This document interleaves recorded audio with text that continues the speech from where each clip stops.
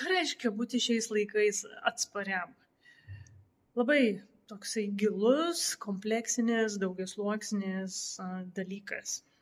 Tai matyt, aš sakyčiau, pirmiausia, tai pasirūpinimas savimi.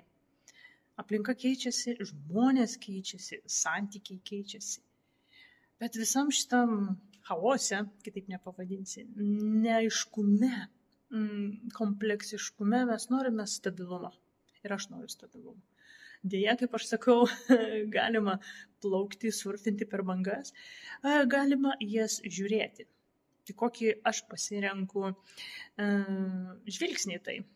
Ir surfinti, ir žiūrėti. Nes judėjimas, tolygus judėjimas yra gerai.